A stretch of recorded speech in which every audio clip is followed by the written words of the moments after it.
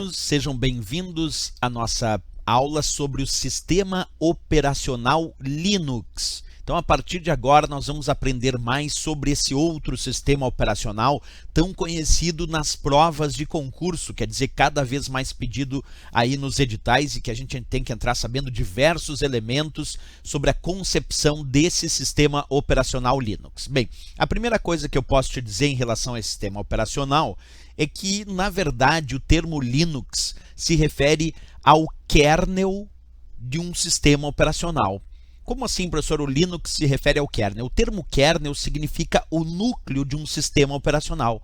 E Linux, na sua essência, é apenas o kernel, apenas o núcleo de um sistema operacional mais completo, de uma distribuição de um sistema operacional.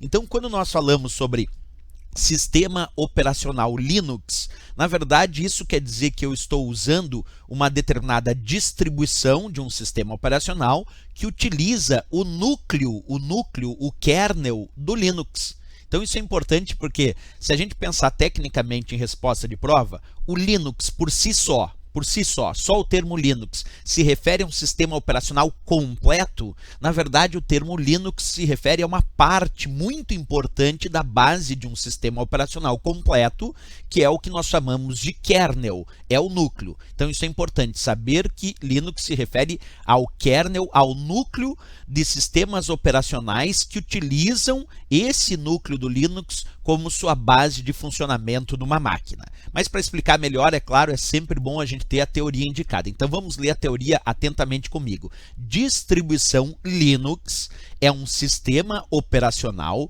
incluindo o kernel Linux, que é o núcleo, e outros softwares de aplicações formando um conjunto. Então, quando eu digo que eu tenho um sistema operacional baseado em Linux, isso quer dizer que ele é um sistema operacional que utiliza o kernel, o núcleo do sistema operacional Linux. E aí tem outros recursos, outras aplicações, outras ferramentas que são usadas para formar todo o conjunto chamado sistema operacional. Para deixar um pouquinho melhor essa ideia, olha essa próxima imagem que eu acabei produzindo para tu entender bem. Vamos imaginar então o kernel como sendo o próprio Linux. Ele é o núcleo do sistema operacional. Mas para que ele possa ser utilizável pelos usuários, é preciso formar o shell.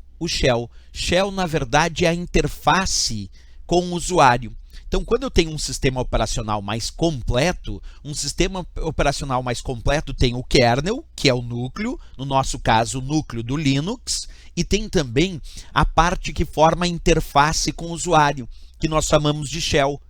Esse conjunto kernel-núcleo mais o shell, que é a parte que forma a interface com o usuário, é que nós podemos chamar de um sistema operacional completo. Então, quando dizemos que temos uma determinada distribuição Linux, isso indica que nós temos nesta distribuição um núcleo Linux e outros recursos que permitem formar a interface com o usuário, que nós chamamos de shell, além de outras aplicações e recursos que vão sendo implementados. Essa é uma base de entendimento para o início do Linux, certo, pessoal? Ok, na próxima aula nós vamos dar exemplos de distribuições Linux que usam o kernel, que usam o núcleo desse sistema operacional. Sempre lembrando aqui que kernel é o núcleo e shell é a parte que forma a interface entre o usuário, e esses dois é que formam um sistema operacional mais completo. Ok, pessoal? É isso. Na próxima aula continuamos com mais dicas sobre o sistema operacional Linux. Até lá, bons estudos! E se gostou do nosso vídeo, não esquece, marca gostei. Valeu, até!